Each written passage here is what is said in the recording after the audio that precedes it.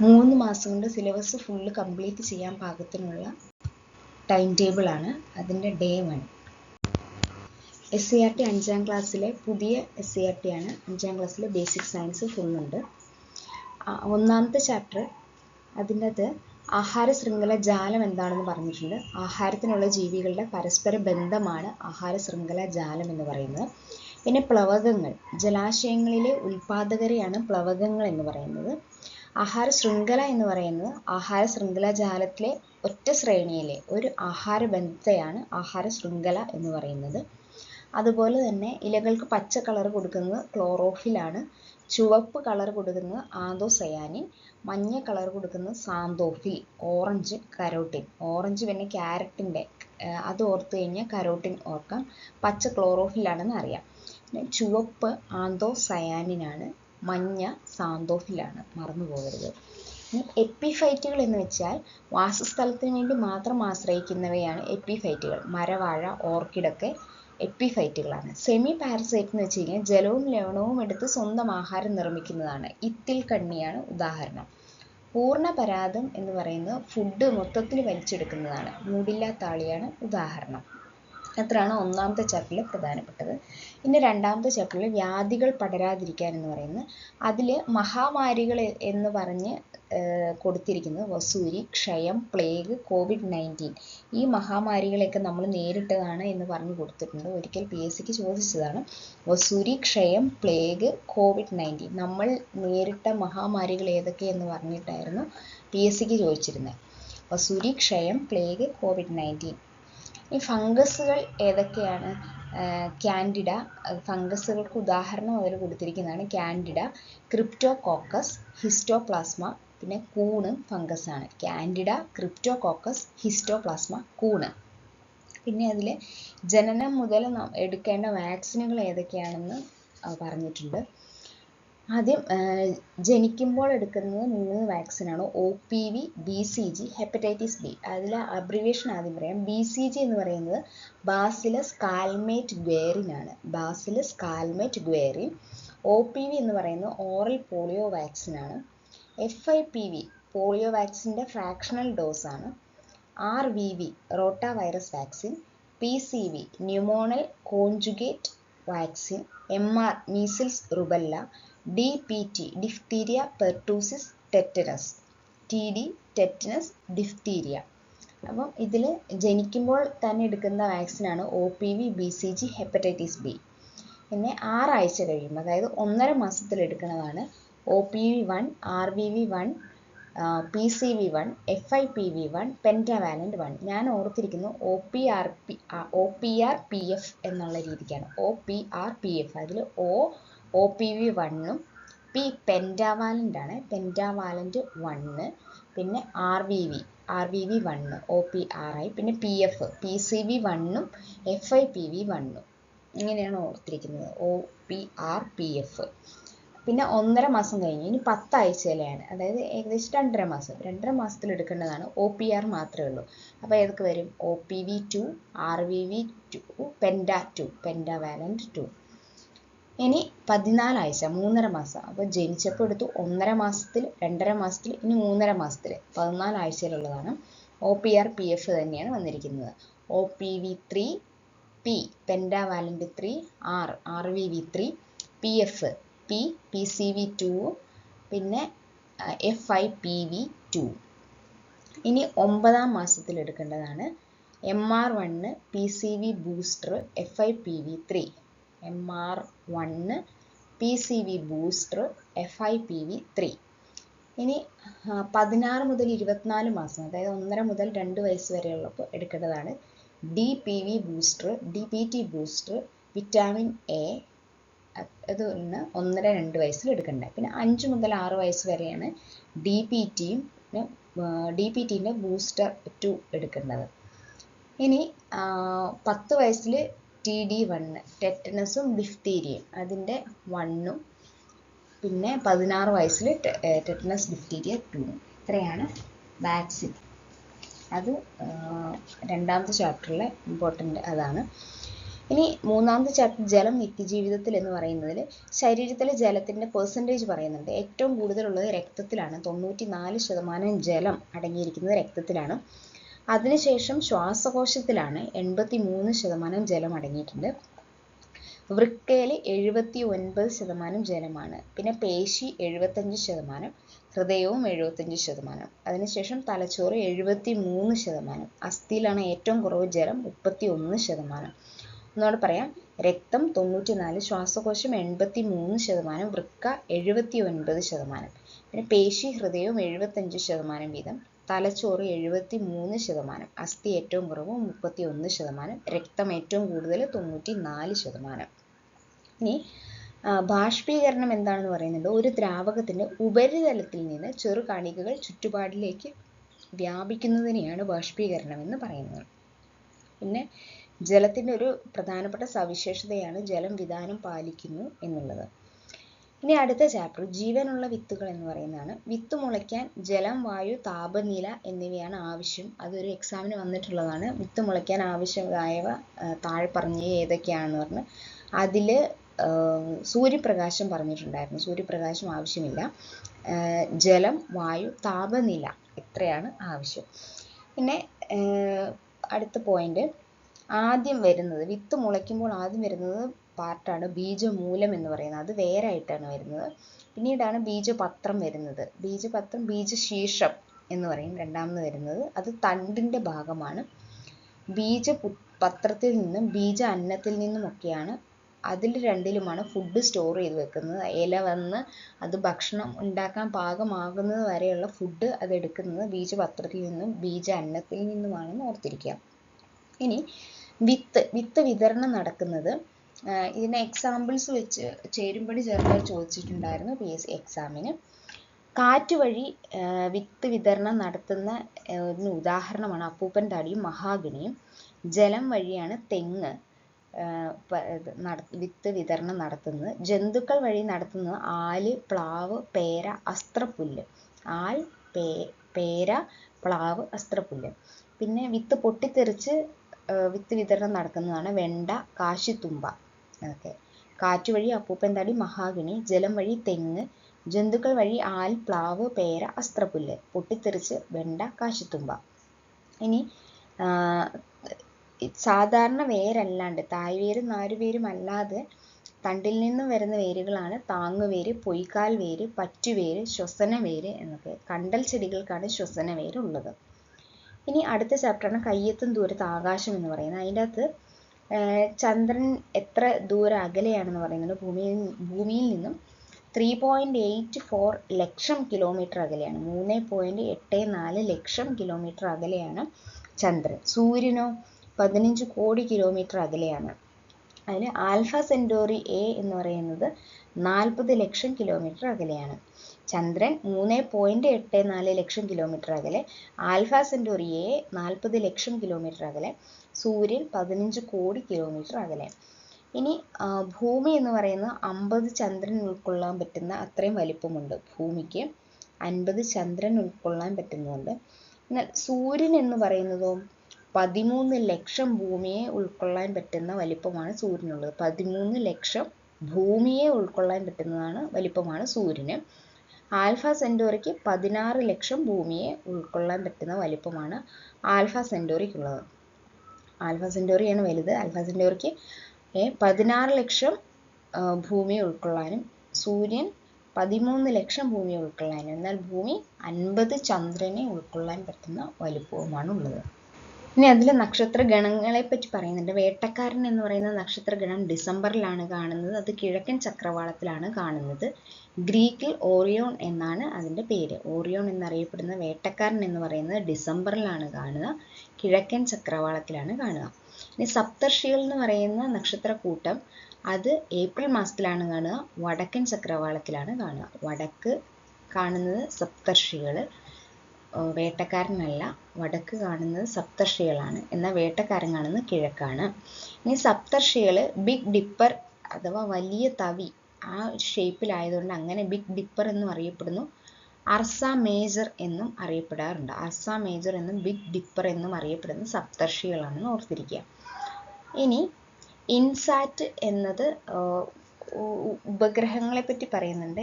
India അയച്ച ഉപഗ്രഹങ്ങളെ പറ്റിയാണ്. ഇൻസാറ്റ് വാർത്താവിനിമയത്തിന് വേണ്ടിയിട്ടുള്ളതാണ്. എഡ്യൂസാറ്റ് എഡ്യൂക്കേഷന് വേണ്ടിയിട്ടുള്ളതാണ്. IRNSS ഡയറക്ഷൻ നാവിഗേഷന് വേണ്ടിയിട്ടുള്ളതാണ്. കാർട്ടോസാറ്റ് ഭൗമ നിരീക്ഷണത്തിന് വേണ്ടിയതാണ്. ആർട്ടോസാറ്റ് ജ്യോതിശാസ്ത്ര പഠനത്തിന് വേണ്ടിയിട്ടുള്ളതാണ്. ആസ്ട്രോസാറ്റ്. ഇനി ജിസാറ്റ് 7ഉം എമിസാറ്റും പ്രതിരോധത്തിന് വേണ്ടിയിട്ടുള്ളതാണ്. ജിസാറ്റ് 7ഉം എമിസാറ്റുമാണ് പ്രതിരോധത്തിനുള്ളത്. അടുത്തത് തുമ്പ. തുമ്പ എന്ന് പറയുന്നത് ഇന്ത്യയിലെ ആദ്യത്തെ റോക്കറ്റ് വിക്ഷേപണ കേന്ദ്രമാണ്. തിരുവനന്തപുരത്താണ് സ്ഥിതി ചെയ്യുന്നത് തുമ്പ. വിക്രം സാരാഭായുടെ പേരിലാണ് തുമ്പ വിക്ഷേപണ കേന്ദ്രമുള്ളത്. അതാണ് ആദ്യം വന്നത്, ഇന്ത്യയിലെ ആദ്യത്തെ. 1963 നവംബർ 21-നാണ് തുമ്പ വിക്ഷേപണ കേന്ദ്രം വരുന്നത്. 1963 നവംബർ 21-ന്. രണ്ടാമത്തത് സതീഷ് ധവാൻ സ്പേസ് സെന്റർ ആണ്. അത് ശ്രീഹരിക്കോട്ട ആന്ധ്രാപ്രദേശിലാണ്. അവിടെ 2 വിക്ഷേപണ തറകളുണ്ട്. അത് നിലവിൽ വരുന്ന 1971 ഒക്ടോബറിലാണ്.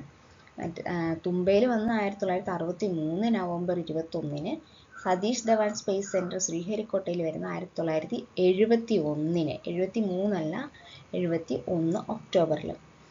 ഈ വിക്രം സാരാഭായ് എന്ന് പറയുന്ന ഇന്ത്യൻ ബഹിരാകാശ പദ്ധതിയുടെ പിതാവ് എന്നറിയപ്പെടുന്നതാണ് വിക്രം സാരാഭായ്. അതേസമയം സതീഷ് ധവാൻ എന്ന് പറയുന്ന ISROയുടെ ചെയർമാൻ ആയിരുന്നു. ഇനി ചന്ദ്രയാൻ ദൗത്യത്തിലേക്ക് നോക്കുകയാണെങ്കിൽ അതും പാഠപുസ്തകത്തിൽ പഠിക്കാനുണ്ട്. 1969 ജൂലൈ 21-ന് ആദ്യമായിട്ട് നാസ അപ്പോളോ 11 ആണ് അയച്ചത് ചന്ദ്രനിലേക്ക്. അതിൽ പോയത് നീൽ ആംസ്ട്രോങ്ങും എഡ്വിനുമാണ് പോയത്. അത് നയിച്ചത് മൈക്കൽ കോളിൻസ് ആണ്. ഓക്കെ, അപ്പോൾ 1969 ജൂലൈ 21-ന് നാസയുടെ അപ്പോളോ 11 ആണ് ആദ്യമായിട്ട് ചന്ദ്രനിൽ ഇറങ്ങുന്നത്. നീൽ ആംസ്ട്രോങ്ങും എഡ്വിനുമാണ് നയിച്ചത്. മൈക്കൽ കോളിൻസിന്റെ നേതൃത്വത്തിലാണ് പോയത്. ഇനി 1957, അതായത് ചന്ദ്രനിൽ ഇറങ്ങുന്നതിന് മുന്നേ 1957 ഒക്ടോബർ 4-ന് ആണ് ആദ്യത്തെ കൃത്രിമോപഗ്രഹമായ സ്പുട്നിക് 1 USSR അയക്കുന്നത്. 1957 ഒക്ടോബർ 4-നാണ് സ്പുട്നിക് 1 ആദ്യത്തെ കൃത്രിമോപഗ്രഹം USSRൻ്റെയാണ്. ഇനി 1967 ഒക്ടോബർ 10-നാണ് സമാധാന ഉടമ്പടി ഉണ്ടാകുന്നത്. 1967 10 വർഷത്തിന് ശേഷം ഒക്ടോബർ 10-ന്. അതുകൊണ്ടാണ് UN വർഷമായിട്ട് ഈ ബഹിരാകാശ വാരമായിട്ട് ഒക്ടോബർ 4 മുതൽ ഒക്ടോബർ 10 വരെ എടുക്കാനുള്ള കാരണം. 1957 സ്പുട്നിക് 1ഉം 67 സമാധാന ഉടമ്പടി ഉണ്ടാകുന്നു. 57, 67. ഈ ഇന്ത്യയുടെ ചന്ദ്രയാൻ 1 2008 ഒക്ടോബർ 22-ന് ശ്രീഹരിക്കോട്ടയിൽ നിന്ന് വിക്ഷേപിക്കുന്നു. ശ്രീഹരിക്കോട്ടയിൽ നിന്ന് ഒരു 100 കിലോമീറ്റർ ശ്രീഹരിക്കോട്ടയിൽ നിന്നാണ് വിക്ഷേപിക്കുന്നത്. ചന്ദ്രൻ്റെ 100 കിലോമീറ്റർ അകലെ പഠനം നടത്തുക എന്നതായിരുന്നു ലക്ഷ്യം. 2008 ഒക്ടോബർ 22-ന് ചന്ദ്രയാൻ 1. ചന്ദ്രയാൻ 2 2019 ജൂലൈ 22-ന്. അതും 22-ആണ്, ജൂലൈ 22-ആണ് 2019. അത് ചന്ദ്രനിൽ ഇറങ്ങി പാറ, മണ്ണ് എന്നിവ ഒക്കെ പഠിക്കുക എന്നതായിരുന്നു ലക്ഷ്യം. ഇനി ചന്ദ്രയാൻ 3 2023. ചന്ദ്രയാൻ 3 2023 ജൂലൈ 14-നാണ് അത് അവിടെ എത്തുന്നത്. 2023 ഓഗസ്റ്റ് 23-ന് ലാൻഡർ ഇറങ്ങുകയും ചെയ്തു. ചന്ദ്രൻ്റെ ദക്ഷിണ ധ്രുവത്തിൽ ഇറങ്ങുക എന്നതായിരുന്നു ചന്ദ്രയാൻ 3-ൻ്റെ ലക്ഷ്യം. അവിടെ ഇറങ്ങി ലാൻഡർ ഇറങ്ങിയിട്ടുണ്ട് ഓഗസ്റ്റ് 23-ന്. അപ്പം ഇപ്പോൾ പഠിച്ച വർഷങ്ങൾ ഒന്നുകൂടെ പറയാം. 1957 ഒക്ടോബർ 4-നാണ് സ്പുട്നിക് 1 ആദ്യത്തെ കൃത്രിമോപഗ്രഹം സ്പുട്നിക് 1. 1963 അതിനുശേഷം 1963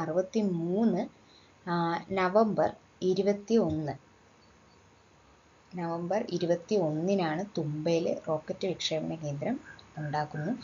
67 ഒക്ടോബർ 10-ന് സമാധാന ഉടമ്പടി. 69 ജൂലൈ 21-നാണ് നാസയുടെ ചന്ദ്രയാൻ ദൗത്യം അപ്പോളോ 11 നീൽ ആംസ്ട്രോങ് ആദ്യമായിട്ട് ചന്ദ്രനിൽ ഇറങ്ങുന്നു.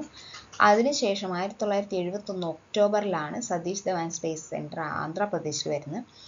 പിന്നെ 2008 ഒക്ടോബർ 22-ന് ആദ്യത്തെ ചന്ദ്രയാൻ ദൗത്യം. 2019 ജൂലൈ 22 രണ്ടാമത്തെ ചന്ദ്രയാൻ ദൗത്യം, 2023 ജൂലൈ 14 മൂന്നാമത്തെ ചന്ദ്രയാൻ ദൗത്യം, 2023 ഓഗസ്റ്റ് 23 അവിടെ ലാൻഡർ ഇറങ്ങുന്നു. ഇനി അടുത്ത പോയിന്റ് അതിലുള്ളത് മംഗൾയാൻ എന്ന് പറയുന്നത് ചൊവ്വ പര്യവേഷണത്തിന് വേണ്ടിയിട്ടുള്ളതാണ്. ഗഗൻയാൻ എന്ന് പറയുന്നത് ബഹിരാകാശ പര്യവേഷണത്തിനുള്ളതാണ്. ഇനി അടുത്ത ചാപ്റ്റർ ഊർജ സ്രോതസ്സുകൾ എന്ന് പറഞ്ഞിട്ടുള്ളതാണ്. പ്രവൃത്തി ചെയ്യാനുള്ള കഴിവിനെയാണ് ഊർജം എന്ന് പറയുന്നത്. കത്തുമ്പോൾ താപം പുറത്തുവിടുന്നതാണ് ഇന്ധനം എന്ന് പറയുന്നത്. താപം പുറത്തുവിടുന്നതാണ് ഇന്ധനം. അതിൻ്റെ അകത്ത് നോൺ റിന്യൂവബിൾ എനർജി റിസോഴ്സ് എന്ന് പറയുന്നത് പ്രകൃതിവാതകം, ക്രൂഡ് ഓയിൽ, കൽക്കരി എന്നിവയാണ്. പ്രകൃതിവാതകം, ക്രൂഡ് ഓയിലും കൽക്കരിയൊക്കെയാണ്. ക്രൂഡ് ഓയിലിൽ പറയുന്നത് ബിറ്റുമിൻ, നാഫ്ത, പാരഫിൻ ഒക്കെ ക്രൂഡ് ഓയിലിൽ വരുന്നതാണ്. ബിറ്റുമിൻ, നാഫ്ത, പാരഫിൻ ഒക്കെ. ഇനി കാറ്റിൽ നിന്നും വൈദ്യുതി ഉൽപ്പാദിപ്പിക്കുന്ന കേരളത്തിലെ സ്ഥലങ്ങളാണ് രാമക്കൽമേട്, കഞ്ചിക്കോട്, അട്ടപ്പാടി. ഇനി ചൂടാറപ്പട്ടിൻ്റെ ഉപയോഗം ഊർജ്ജ നഷ്ടം കുറയ്ക്കുന്നു എന്നുള്ളതാണ് അതിൻ്റെ പ്രധാന ഉപയോഗം. ഇനി അടുത്തത് ഇന്ദ്രിയ ജാലം എന്ന് പറയുന്നതിൽ പ്രധാനപ്പെട്ട പോയിന്റാണ് പൂച്ചയുടെ കൃഷ്ണമണി. പൂച്ചയുടെ കൃഷ്ണമണി പകൽ സമയത്ത് ചുരുങ്ങുകയും രാത്രിയിൽ വികസിക്കുകയുമാണ് ചെയ്യുന്നത്. കോശപാളികൾ ആണ്, പ്രത്യേക കോശപാളികൾ ആണ് അതിന് കാരണം. കൃഷ്ണമണി പകൽ ചുരുങ്ങുകയും രാത്രി വികസിക്കുകയുമാണ് ചെയ്യുന്നത്. PSC ചോദിച്ചിട്ടുണ്ടായിരുന്നു. അതുപോലെ മൂങ്ങയുടെ തലയുടെ മുൻഭാഗത്താണ് കണ്ണ്. മരയോന്തിൻ്റെ കണ്ണിൻ്റെ പ്രത്യേകത മരയോന്തിൻ്റെ കണ്ണ് എല്ലാ ഡയറക്ഷനിലേക്ക് തിരിക്കാൻ പറ്റും എന്നുള്ളതാണ് പ്രത്യേകത. ഇനി അതിൽ സ്നെല്ലർ ചാർട്ട് പറയുന്നുണ്ട്. സ്നെല്ലർ ചാർട്ട് ഉണ്ടാക്കിയത് ഹെർമൻ സ്നെല്ലറാണ്. 1862 സ്നെല്ലർ, ഡച്ച് ശാസ്ത്രജ്ഞനായ ഹെർമൻ സ്നെല്ലറാണ് ഉണ്ടാക്കിയത്. 1862. ഇനി ജന്തുജാലങ്ങൾ എന്ന് പറയുന്ന ചാപ്റ്ററിൽ കുഴിയാനയുടെ ലാർവ എന്ന് പറയുന്നത് ആൻഡ് ലയൺ ലേസ് വിങ് ആണെന്ന് പറയുന്നുണ്ട്. അതുപോലെ തന്നെ PSCക്ക് ചോദിച്ചതാണ് താഴെ പറയുന്നവയിൽ കേരളത്തിൽ കാണുന്ന ചിത്രശലഭം അല്ലാത്തത് ഏതാണ് എന്ന് ചോദിച്ചിട്ട് കുറേ ഓപ്ഷൻ ഉണ്ടായിരുന്നു.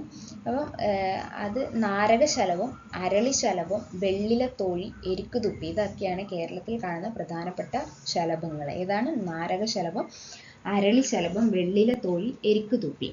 ഇനി വെങ്കണ നീലി ശലഭത്തിന് ആ പേര് വരാൻ കാരണം എന്താണെന്ന് ചോദിച്ചിട്ടുണ്ടായിരുന്നു. വെങ്കണ നീലി ഒരു നിശാശലഭമാണെന്ന് ഓർത്തിരിക്കുക. പകൽ കാണുന്നതല്ല, നിശാശലഭമാണ്. വെങ്കണ മരത്തിന്റെ ഇലകളിൽ മുട്ടയിടുന്നത് കൊണ്ടാണ് വെങ്കണ നീലി ശലഭത്തിന് ആ പേര് വന്നത്.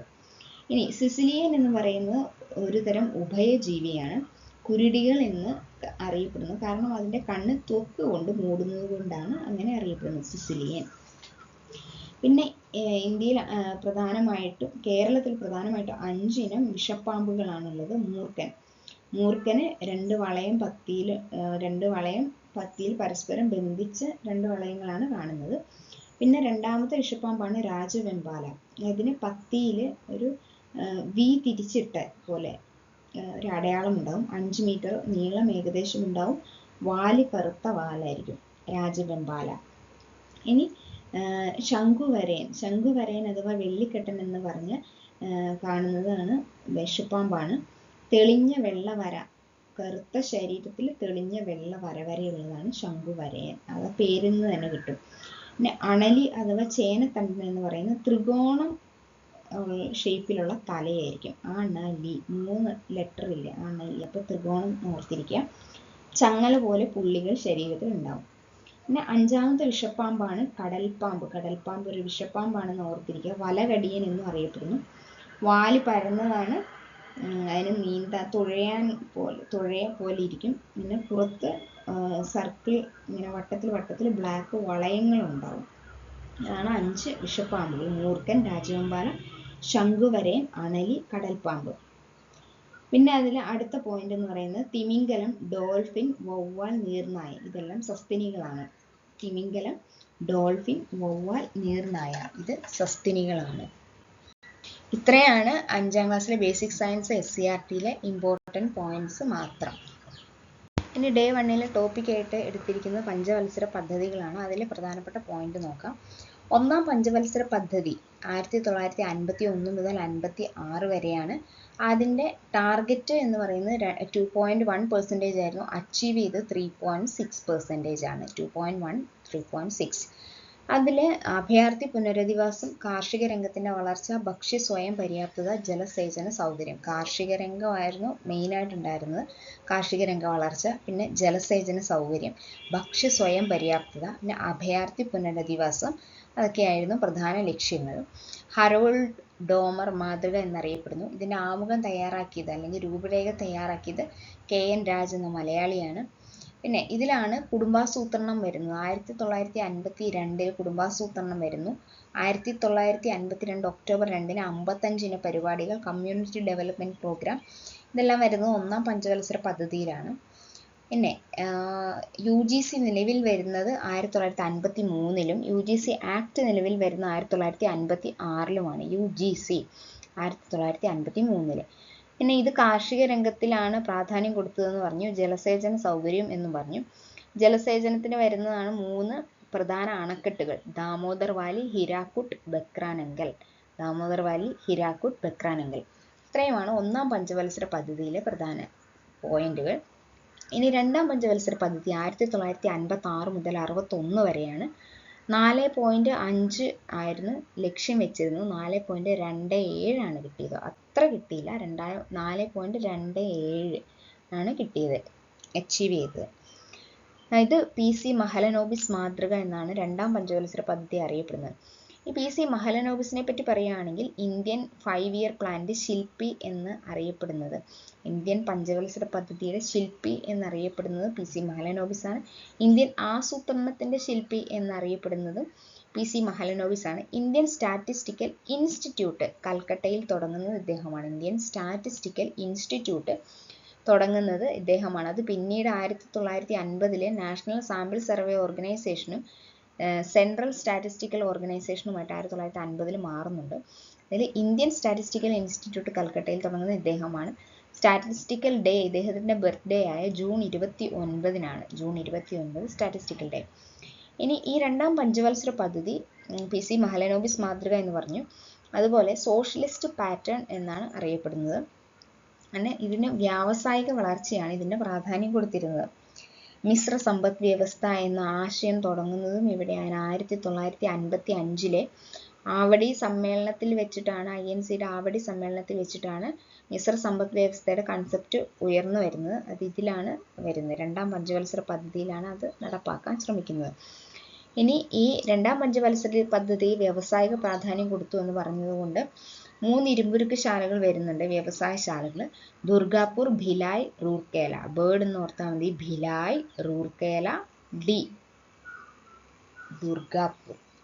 ഓക്കെ, അതിൽ ഭിലായ് ഛത്തീസ്ഗഡിലാണ്,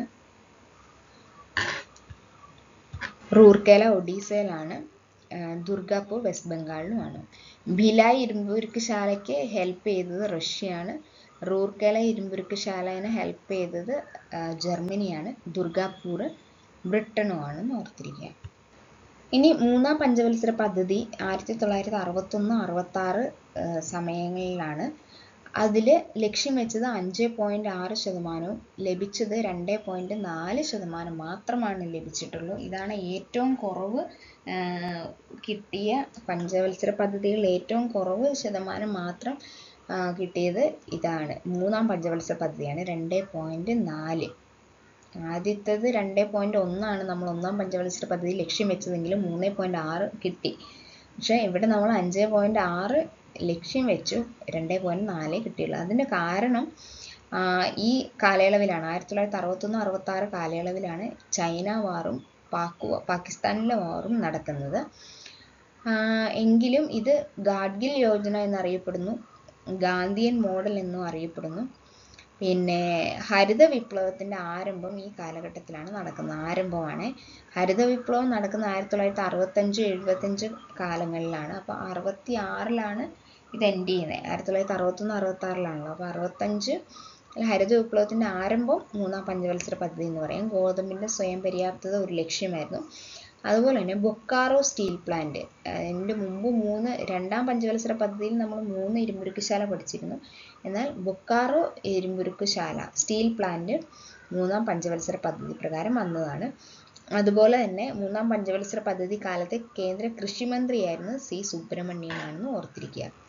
ഇനി 1966-69 കാലഘട്ടത്തിൽ പ്ലാൻ ഹോളിഡേ ആണ്. ഇനി 4-ാം പഞ്ചവത്സര പദ്ധതി 1969 മുതൽ 74 വരെയാണ്. 5.6% പിന്നെയും ലക്ഷ്യം വെക്കുന്നു. 5.6 ആണ് മുമ്പിലത്തെ പഞ്ചവത്സരത്തിൽ ലക്ഷ്യം വെച്ചത്. 3-ാമത്തെ പ്ലാനിൽ ഇതിലും 4-ാമത്തതിലും 5.6% തന്നെ ലക്ഷ്യം വെക്കുന്നു.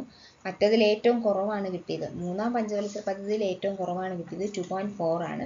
എന്നാൽ 4-ാം പഞ്ചവത്സര പദ്ധതിയിൽ 3.3, ഒരു ചെറിയ കയറ്റം ഉണ്ടാകുന്നു. 3.3 കിട്ടുന്നു. 69 എന്ന് പറയുമ്പോൾ പെട്ടെന്ന് മനസ്സിൽ വരേണ്ടത് ബാങ്ക് ദേശസാൽക്കരണമാണ്. 1969 14 ബാങ്ക്, ഇന്ത്യയിൽ ആദ്യമായിട്ട് 14 ബാങ്ക് നാഷണലൈസ് ചെയ്യുന്നത് 1969. അന്നത്തെ ഫിനാൻസ് മിനിസ്റ്ററും പ്രധാനമന്ത്രിയും ഇന്ദിരാഗാന്ധി ആയിരുന്നു. ഇനി 5-ാമത്തെ പഞ്ചവത്സര പദ്ധതി 1974-79 നടക്കുന്നത്. 4.4 ആണ് ലക്ഷ്യം വെച്ചത്. 4.8 കിട്ടുന്നു. അവ ലക്ഷ്യം വെച്ചത് ഇച്ചിരി കുറച്ചു. 5.6 ആയിരുന്നു വെച്ചുകൊണ്ടിരുന്നത്. 4.4 ലക്ഷ്യം വെക്കുന്നു. 4.8 കിട്ടുന്നു. ഇനി അതിൽ പ്രധാനമായിട്ടും അടിയന്തരാവസ്ഥയാണ് പറയാനുള്ളത്. 1975 അടിയന്തരാവസ്ഥ വരുന്നത്. 1978 അടിയന്തരാവസ്ഥ അവസാനിക്കുന്നു. അടിയന്തരാവസ്ഥയല്ല, 5-ാം പഞ്ചവത്സര പദ്ധതി അവസാനിക്കുന്നുണ്ട്. കാലഘട്ടം 74-79 5-ാം പഞ്ചവത്സര പദ്ധതിയുടെ. ദാരിദ്ര്യ നിർമ്മാർജ്ജനമാണ് പ്രധാനമായിട്ടും 5-ാം പഞ്ചവത്സര പദ്ധതിയിൽ ഉദ്ദേശിച്ചത്. ഗരീബി ഹഠാവോ എന്ന മുദ്രാവാക്യം വിളിച്ചുകൊണ്ടുള്ള പഞ്ചവത്സര പദ്ധതിയായിരുന്നു 5-ാം പഞ്ചവത്സര പദ്ധതി. ഇതിൻ്റെ രൂപരേഖ തയ്യാറാക്കുന്നത് സി സുബ്രഹ്മണ്യം കൃഷിമന്ത്രിയും രൂപകൽപ്പന ചെയ്യുന്നത് DP ധറും ആണെന്ന് ഓർത്തിരിക്കാം. 1978 ഇത് അവസാനിക്കുന്നുണ്ട്.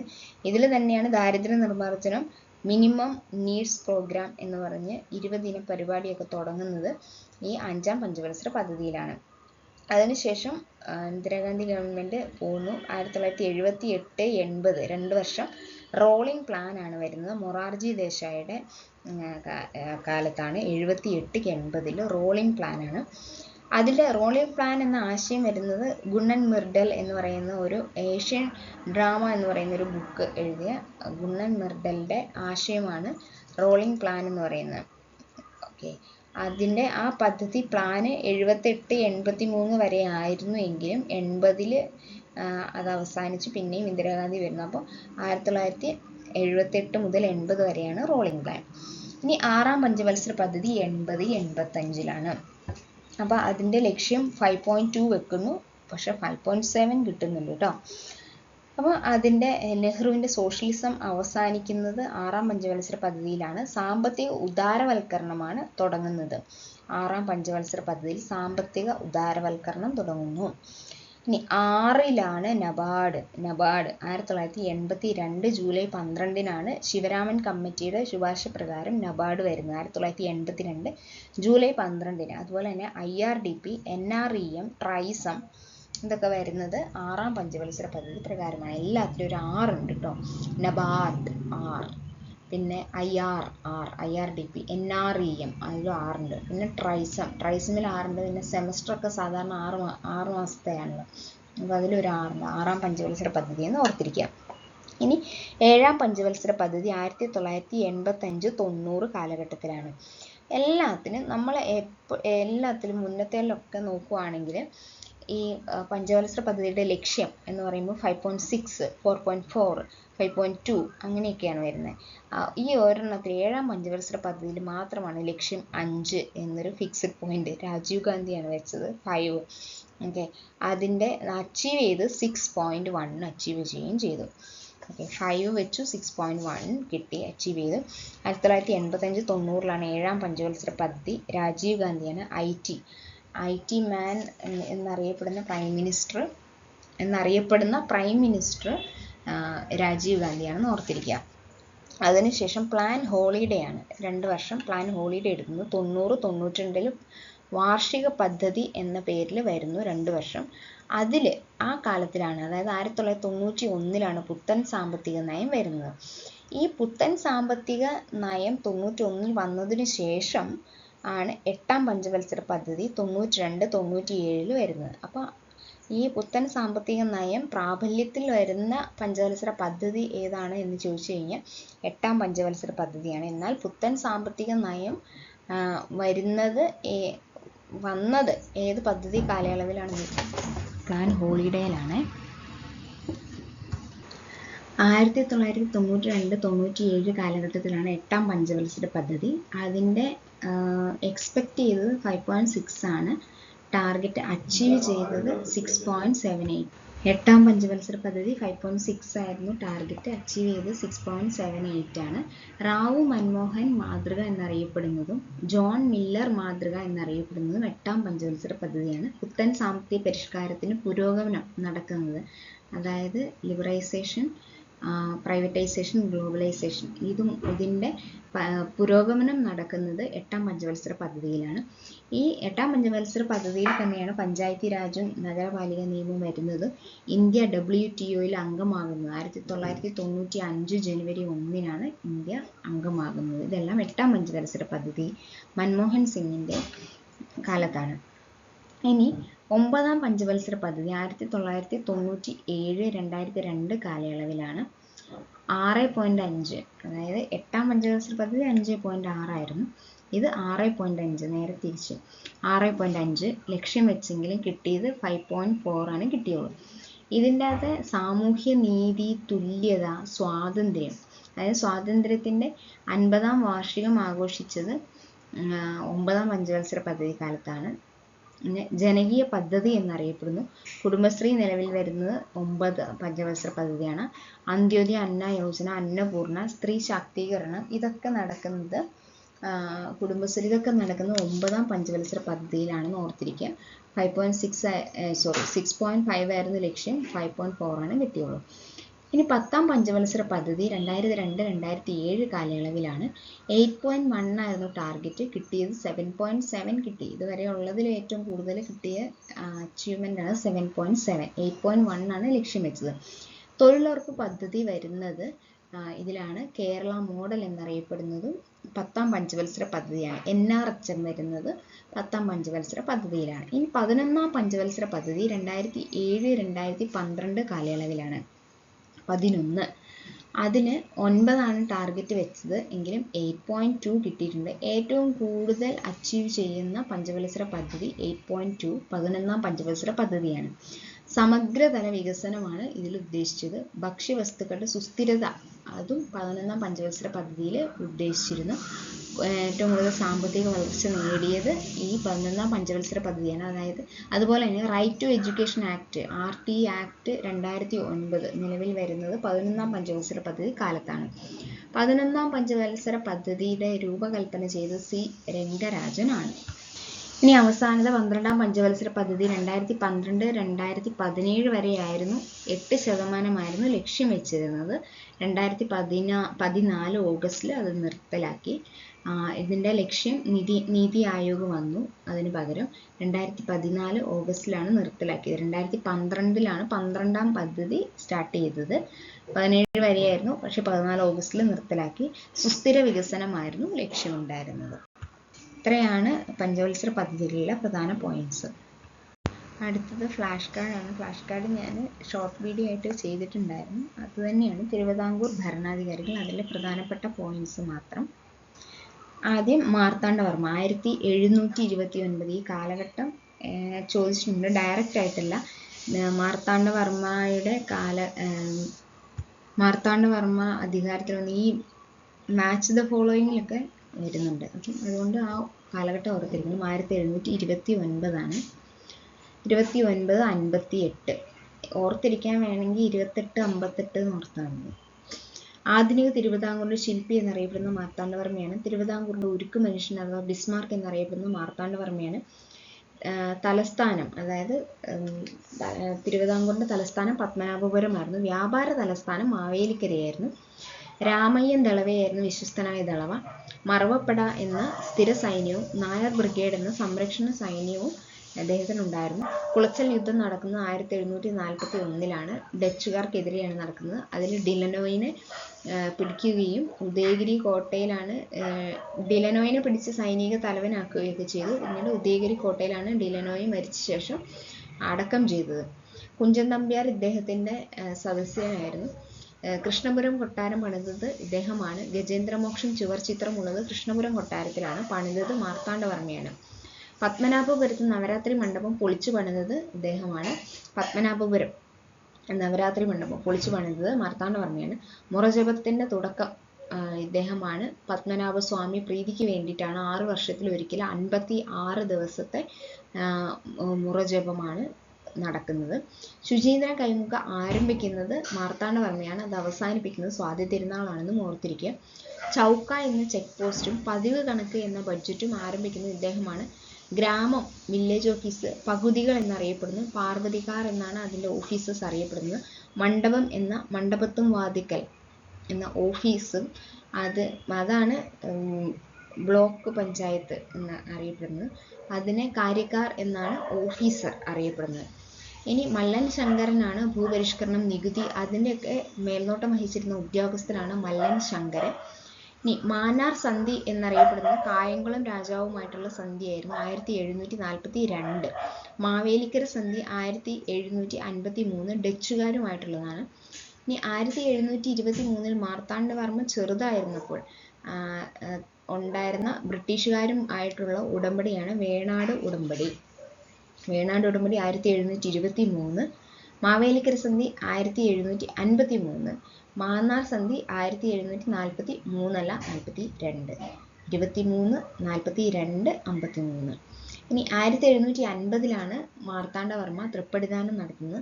അമ്മച്ചിപ്ലാവ് നെയ്യാറ്റിൻകരയിലാണ് അമ്മച്ചിപ്ലാവ് ഉള്ളത്. അദ്ദേഹം ഒളിച്ചിരുന്നത് 8 വീട്ടിൽ പിള്ളമാരെ പേടിച്ച് ഒളിച്ചിരുന്ന ആ സ്ഥലമാണ് അമ്മച്ചിപ്ലാവ് നെയ്യാറ്റിൻകരയിൽ. ഈ രണ്ടാമത്തെ രാജാവാണ് കാർത്തിക തിരുനാൾ രാമവർമ്മ. കിഴവൻ രാജ എന്നും ധർമ്മരാജ എന്നും അറിയപ്പെടുന്നു. കിഴവൻ രാജ എന്ന് പറയാൻ കാരണം ഒരുപക്ഷെ അദ്ദേഹം കൂടുതൽ കാലം ഉണ്ടായിരുന്നുകൊണ്ടാണോ എന്നറിയത്തില്ല. കൂടുതൽ കാലം ഉണ്ടായിരുന്ന ഭരണാധികാരിയായിരുന്നു. 58 മുതൽ 98 വരെ 58, 68, 78, 88, 98 40 വർഷം ഉണ്ടായിരുന്നു. കാർത്തിക തിരുനാൾ രാമവർമ്മ കിഴവൻ രാജ കീര കൂടുതൽ കാലം. ധർമ്മരാജ രാമരാജ ബഹദൂർ ഈ 2 നോവലാണ്. ഇത് എഴുതിയത് CV രാമപിള്ളയാണ്. ധർമ്മരാജ എന്ന് രാമരാജ ബഹദൂറും. ടിപ്പുവിൻ്റെ കാലത്ത് ഭരണം നടത്തിയിരുന്നത് കാർത്തിക തിരുനാൾ രാമവർമ്മയാണ്. നെടുങ്കോട്ട ടിപ്പുവിൻ്റെ കാലത്താണ് നെടുങ്കോട്ട പണിയുന്നത്. തലസ്ഥാനം എവിടെയായിരുന്നു? പത്മനാഭപുരത്ത് നിന്നും തിരുവനന്തപുരത്തേക്ക് മാറ്റിയത് കാർത്തിക തിരുനാൾ രാമവർമ്മയാണ്. ഇനി ബാലരാമ ഭാരതം സംസ്കൃതം ആണ് എഴുതിയത് കാർത്തിക തിരുനാളാണ്. ദിവാനായിരുന്നത് രാജാ കേശവദാസ് ആയിരുന്നു. ഈ ദിവാൻ എന്ന് പറയുന്ന പദവി ആദ്യമായിട്ട് വരുന്നത് കാർത്തിക തിരുനാൾ രാമവർമ്മയുടെ കാലത്ത്. ആദ്യത്തെ ദിവാൻ രാജാ കേശവദാസ് ആണ്. രാജ എന്ന പദവി കേശവദാസിന് നൽകിയത് മോണിങ്ടൺ പ്രഭുവാണ്.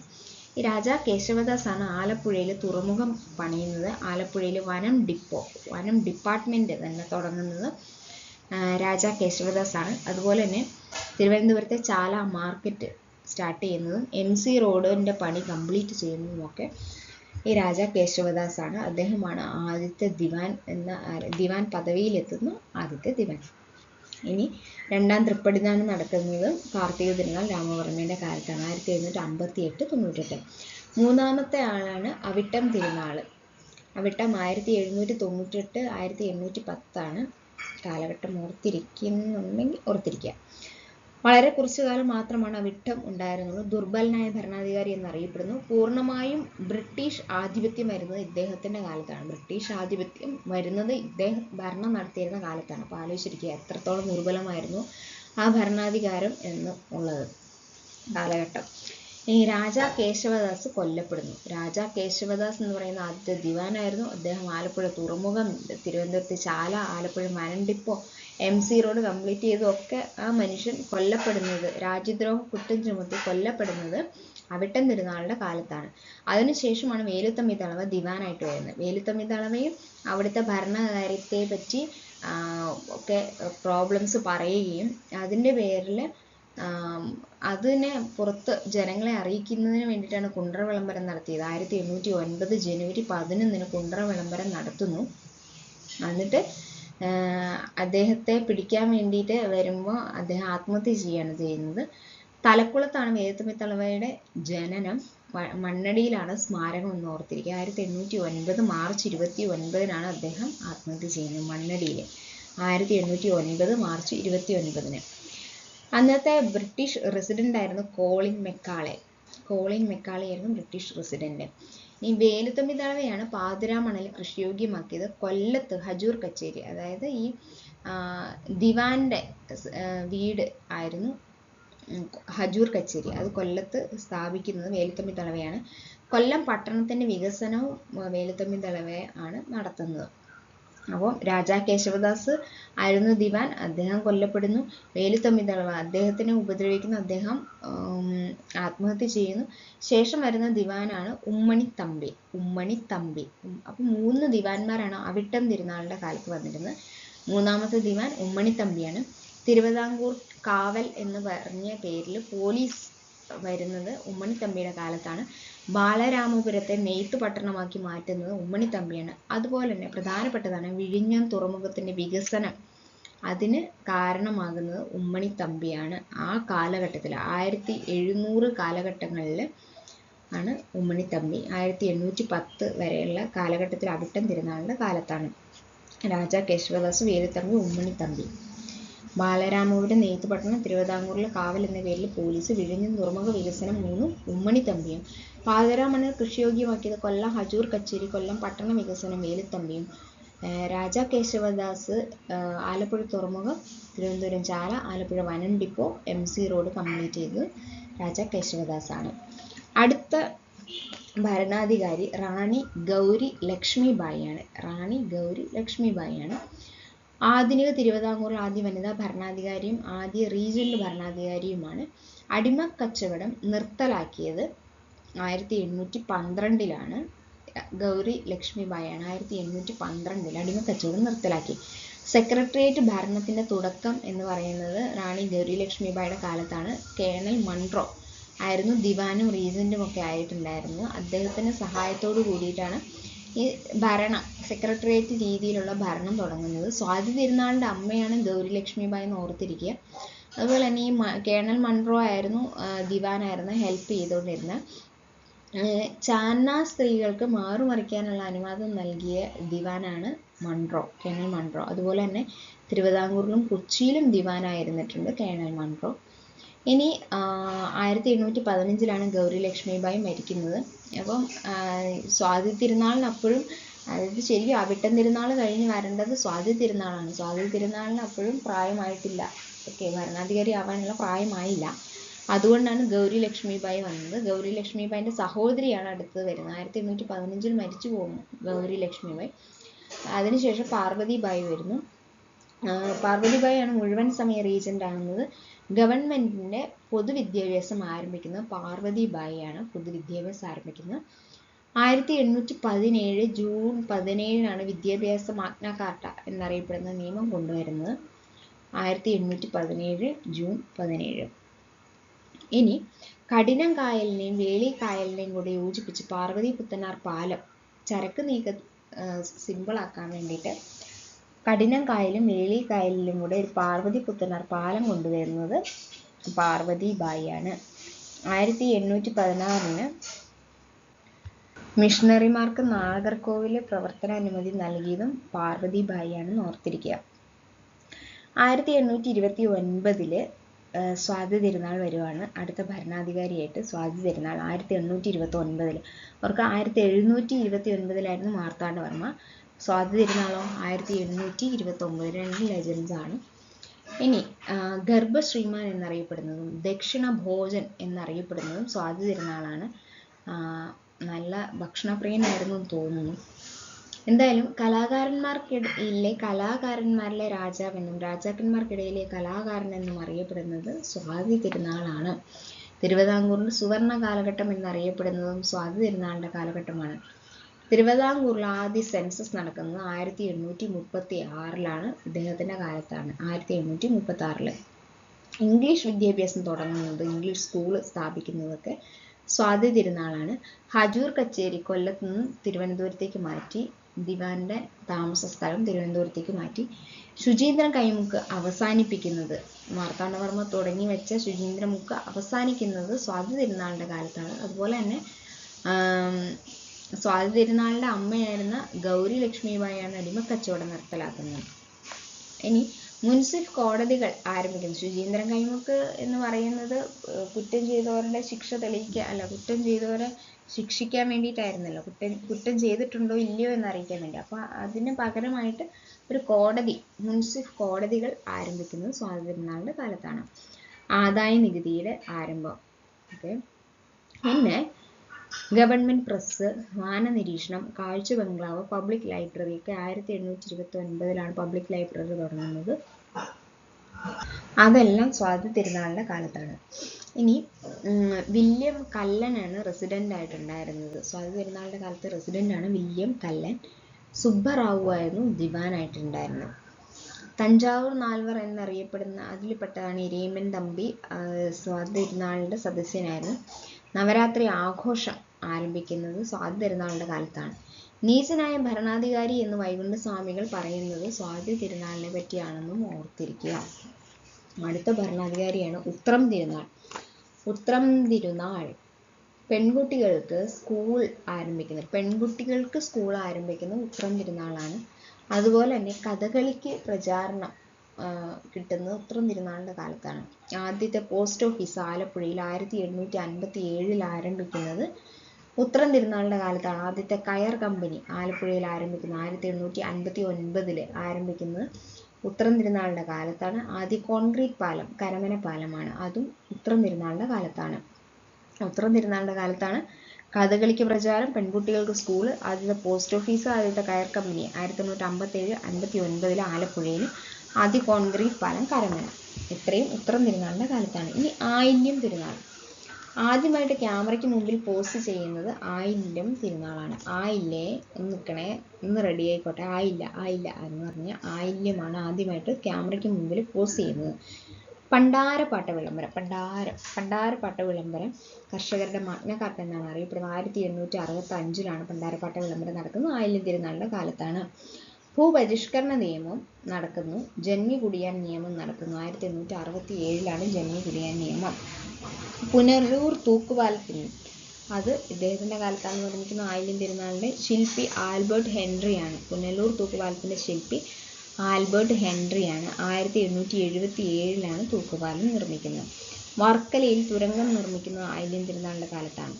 ഇനി തിരുവനന്തപുരത്ത് സെക്രട്ടേറിയറ്റ് മന്ദിരം പണിയുന്നത് ആയില്യം തിരുനാളാണെന്ന് ഓർത്തിരിക്കുക. തിരുവനന്തപുരം സെക്രട്ടേറിയറ്റ് മന്ദിരം 1869. സെക്രട്ടേറിയറ്റിൻ്റെ ചീഫ് എഞ്ചിനീയർ ആയിരുന്നു ബാർട്ടൺ. അന്നത്തെ ദിവാൻ ടി മാധവറാവു ആണ് ഹിസ്റ്ററി ഓഫ് ട്രാവൻകൂറിൽ എഴുതിയത്. ടി മാധവറാവു അതിൽ പറയുന്നുണ്ട്, പൊതുജന പങ്കാളിത്തത്തോടെ ആദ്യത്തെ പ്രതിമ വരുന്നത് ടി മാധവറാവുവിൻ്റെയാണ്. അതുപോലെ തന്നെ സെക്രട്ടേറിയറ്റിന് അഭിമുഖമായിട്ടാണ് മാധവറാവുവിൻ്റെ പ്രതിമയുള്ളത്. മഹാത്മാഗാന്ധി ഇന്ത്യൻ ഒപ്പീനിയൻ എന്ന പത്രത്തിൽ ആയില്യം രാജാവിനെ പ്രശംസിച്ചുകൊണ്ട് എഴുതിയിട്ടുണ്ടായിരുന്നു. അതുപോലെ തന്നെ വസൂരി വാക്സിൻ, തിരുവനന്തപുരത്ത് ഗവൺമെൻറ് എംപ്ലോയീസിന് വസൂരി വാക്സിൻ ആദ്യമായിട്ട് കൊടുക്കുന്നത് ആയില്യം തിരുനാളിൻ്റെ കാലത്താണ്. മഹാരാജ എന്ന ബിരുദം വിക്ടോറിയ രാജ്ഞിയിലൂടെ കിട്ടുന്നത് 1866. അപ്പം ഈ ആയില്യം തിരുനാളിൻ്റെ കാലത്ത് കുറച്ച് വർഷം പഠിച്ചിരുന്നു. 1865 പ്രധാനപ്പെട്ട പണ്ടാരപ്പാട്ട വിളംബരം നടക്കുന്നു. 1866 ഇദ്ദേഹത്തിന് മഹാരാജ ബിരുദം വിക്ടോറിയ രാജ്ഞി കൊടുക്കുന്നു. 65, 66 കഴിഞ്ഞ് ഇനി 67 എന്താ സംഭവിക്കുന്നത്? ജന്മി കുടിയാൻ നിയമം നടപ്പാക്കുന്നു 1867. പിന്നെ 68 69 എന്താ സംഭവിക്കുന്നത്? ട്രിവാൻഡ്രത്ത് സെക്രട്ടേറിയറ്റ് പണിയുന്നു 69. പിന്നെ 77 പുനലൂർ തൂക്കുപാലം നിർമ്മിക്കുന്നത് 77. ഇത്രയും വർഷങ്ങളാണ്. 65 പണ്ടാരപ്പാട്ട വിളംബരം, 66 അദ്ദേഹത്തിന് മഹാരാജ ബിരുദം വിക്ടോറിയ രാജ്ഞി, 67 ജന്മി കുടിയാൻ നിയമം, 69 സെക്രട്ടേറിയറ്റ് മന്ദിരം, 1877 പുനലൂർ തൂക്കുപാലം. ശില്പി ആൽബർട്ട് ഹെൻറി, സെക്രട്ടേറിയറ്റിൻ്റെ ശില്പി ചീഫ് എഞ്ചിനീയർ ബാർട്ടൺ. അടുത്തയാൾ വിശാഖം തിരുനാളാണ്. വിശാഖം തിരുനാളിൻ്റെ ഇത് പ്രധാനമായിട്ട് ഓർത്തിരിക്കുന്ന 2 പോയിന്റാണ്. ഒന്ന്, മരച്ചീനി കൃഷി തിരുവിതാംകൂറിൽ പ്രോത്സാഹിപ്പിച്ചത് വിശാഖം തിരുനാളാണ്. അതുപോലെ തന്നെ അഭിജ്ഞാന ശാകുന്തളം, കാളിദാസൻ്റെ അഭിജ്ഞാന ശാകുന്തളം, ഭാഷാ ശാകുന്തളം എന്ന പരിഭാഷ ചെയ്തത് വിശാഖം തിരുനാളാണ്. വിശാഖം, ശാകുന്തളം ഒക്കെ അങ്ങനെ ഓർത്തിരിക്കാമല്ലോ. മരച്ചീനി കൃഷി. ഇനി ശ്രീമൂലം തിരുനാളിൻ്റെ പ്രധാനപ്പെട്ട കാര്യങ്ങളാണ്. ശ്രീമൂലം തിരുനാൾ കൃഷി വകുപ്പ്, തിരുവിതാംകൂറിൽ കൃഷി വകുപ്പ് തുടങ്ങുന്നത് ശ്രീമൂലം തിരുനാളാണ്. അതുപോലെ 1897 ദുർഗുണ പാഠശാല നിയമം ആരംഭിക്കുന്നു. ദുർഗുണ പാഠശാല ആരംഭിക്കുന്ന 1897 3 വർഷം കൂടെ കഴിഞ്ഞാൽ 900 ആകും. 1897 അത് ആരംഭിക്കുന്നത് തിരുവനന്തപുരത്താണ്. 15 വയസ്സിൽ താഴെയുള്ള കുട്ടികൾക്ക് ആണത്. നിലവിലത് കാക്കനാടാണ്, എറണാകുളത്ത് കാക്കനാടാണ്. പിന്നെ ശ്രീമൂലത്തിൻ്റെ ഓർത്തിരിക്കാൻ 1888 ശ്രീമൂലം ലെജിസ്ലേറ്റീവ് കൗൺസിൽ ആരംഭിക്കുന്നത്. 1904 ശ്രീമൂലം പ്രജാസഭ, അതും ശ്രീമൂലത്തിൻ്റെ കാലത്താണ്. പിന്നെ അയിത്ത ജാതിക്കാർക്ക് സ്കൂൾ പ്രവേശനം നൽകുന്ന ശ്രീമൂലമാണ്. മലയാളി മെമ്മോറിയൽ, എതിർ മെമ്മോറിയൽ, ഈഴവ മെമ്മോറിയൽ ഇത് 3 സമർപ്പിക്കുന്നത് ശ്രീമൂലം തിരുനാളിനാണ്. ഇനി കൾസൺ പ്രഭു 1900 തിരുവിതാംകൂർ സന്ദർശിക്കുന്ന ആദ്യ ബ്രിട്ടീഷ് ഗവർണറാണ് കൾസൺ പ്രഭു. 1900 ഇദ്ദേഹത്തിൻ്റെ കാലത്താണ്. അതുപോലെ തന്നെ ഇദ്ദേഹത്തിൻ്റെ ശ്രീമൂലം തിരുനാളിൻ്റെ ദിവാനായിരുന്നു പി രാജഗോപാലാചാരി. ഈ രാജഗോപാലാചാരിക്കെതിരായിട്ടാണ് സ്വദേശാഭിമാനി പത്രത്തിലൂടെ വിമർശനം വരുന്നത്. ഈ ദിവാനെതിരെയാണ്. 1922 ഇദ്ദേഹം റവന്യൂവിനെയും ദേവസ്വത്തിനെയും 2 സെപ്പറേറ്റ് ആക്കി. ദേവസ്വത്തിന് റവന്യൂ ഡിപ്പാർട്ട്മെൻറ്റിനെ സെപ്പറേറ്റ് ആക്കുന്നത് 22 24 അദ്ദേഹം മരിക്കുന്നു. അപ്പം വൈക്കം സത്യാഗ്രഹത്തിൻ്റെ ആരംഭത്തിൽ മരിക്കുന്ന ഭരണാധികാരി എന്ന് ചോദിച്ചു കഴിഞ്ഞാൽ ശ്രീമൂലം തിരുനാളാണ് ഓർത്തിരിക്കുക. ഇദ്ദേഹത്തിൻ്റെ ഇതിൽ ശ്രീമൂലം തിരുനാളിൽ പഠിച്ച പ്രധാനപ്പെട്ട വർഷങ്ങൾ ഏതൊക്കെയാണ്? 1888 ശ്രീമൂലം ലെജിസ്ലേറ്റീവ് കൗൺസിൽ, 1897 ദുർഗുണ പരിഹാര പാഠശാല നിയമം വരുന്നത് ആരംഭിക്കുന്നത്, തിരുവനന്തപുരത്ത് ആരംഭിക്കുന്നത്.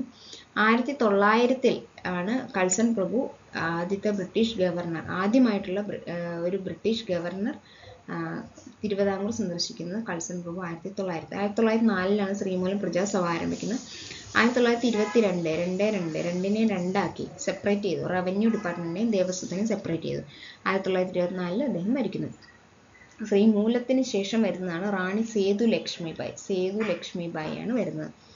വൈക്കം സത്യാഗ്രഹത്തിൻ്റെ അവസാന കാലത്ത് ആണ് സേതു ലക്ഷ്മിബായി വരുന്നത്. ഓക്കെ.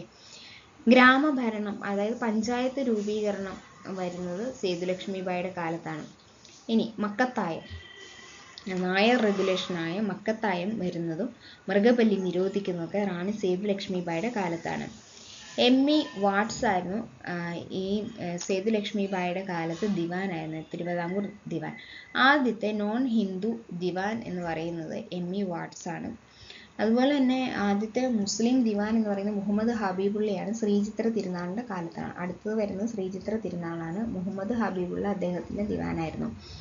എം.ഇ. വാട്സ് ആയിരുന്നു സേതു ലക്ഷ്മിബായിയുടെ കാലത്ത് ദിവാനായിരുന്നു. മൃഗബലി നിരോധിക്കുന്നു, മക്കത്തായം കൊണ്ടുവരുന്നു, ഗ്രാമഭരണം, പഞ്ചായത്തിൻ്റെ രൂപീകരണം, വൈക്കം സത്യാഗ്രഹത്തിൻ്റെ കാലത്തൊക്കെ റാണി സേതു ലക്ഷ്മിബായി ആയിരുന്നു ഓർത്തിരിക്കുക.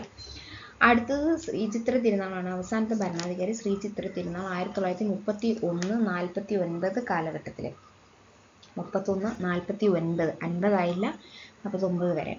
ഹിരണ്യഗർഭം ഒഴിവാക്കുന്നത് ശ്രീചിത്ര തിരുനാളാണ്. അതുപോലെ തന്നെ വ്യവസായവൽക്കരണത്തിൻ്റെ പിതാവ് എന്നറിയപ്പെടുന്നത്, തിരുവിതാംകൂറിലെ വ്യവസായവൽക്കരണത്തിൻ്റെ പിതാവ് എന്നറിയപ്പെടുന്നത് ശ്രീചിത്ര തിരുനാളാണ്. കാരണം Travancore rubber works, Travancore titanium products, FACT ഇതൊക്കെ കൊണ്ടുവരുന്നത് ഇദ്ദേഹമാണ്. അതുകൊണ്ട് തന്നെയാണ് തിരുവിതാംകൂറിലെ വ്യവസായവൽക്കരണത്തിൻ്റെ പിതാവ് ഇദ്ദേഹം അറിയപ്പെടുന്നത്. അതുപോലെ തന്നെ പള്ളിവാസൽ ജലവൈദ്യുത പദ്ധതി ഇദ്ദേഹത്തിൻ്റെ കാലത്താണ്. Travancore university, Travancore state transport, Travancore ഭൂപണയ ബാങ്ക് ഇതൊക്കെ വരുന്നത് ഇദ്ദേഹത്തിൻ്റെ കാലത്താണ്. ക്ഷേത്രപ്രവേശന വിളംബരം 1936 ശ്രീചിത്ര തിരുനാളിൻ്റെ കാലത്താണ് ക്ഷേത്രപ്രവേശന വിളംബരം. 1936 നവംബർ 12 അതായത് 1112 1112 തുലാം 12 മലയാള മാസം.